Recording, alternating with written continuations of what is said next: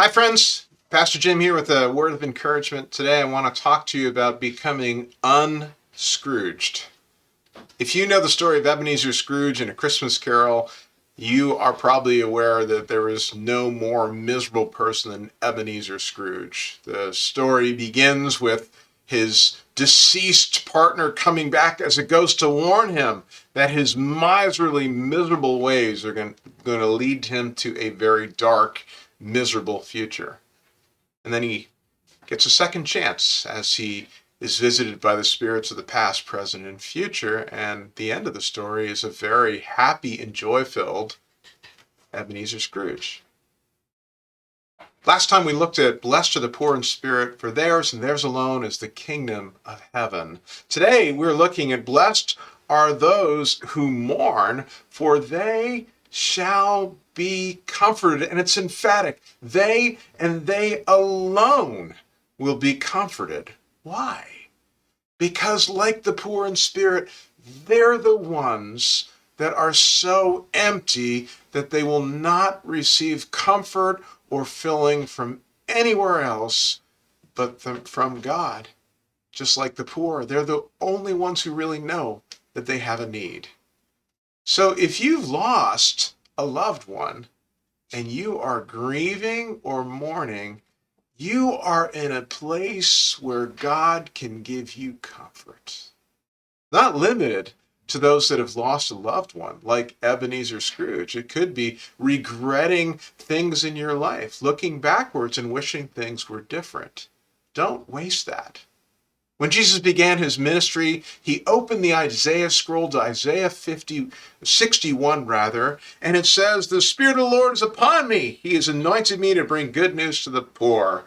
He has sent me to build up the brokenhearted and to proclaim liberty to the captives." And then look what it says.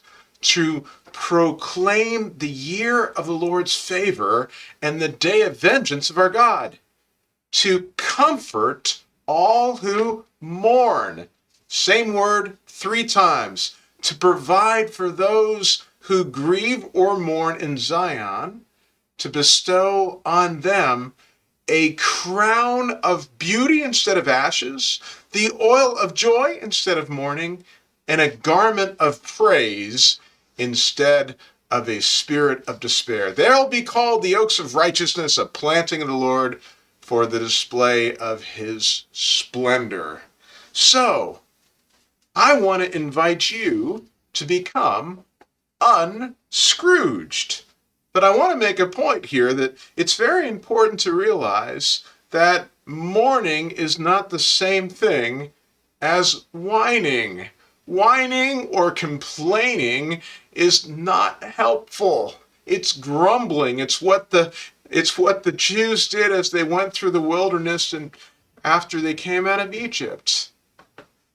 But truly grieving or mourning something is what Scrooge did. He looked at his life and he couldn't make excuses anymore. He could only place blame on himself, and he ended up casting all his blame to the Spirit.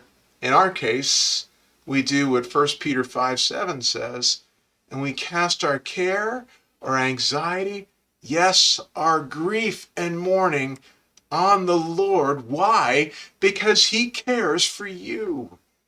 Blessed are those who mourn, for they and they alone shall be comforted.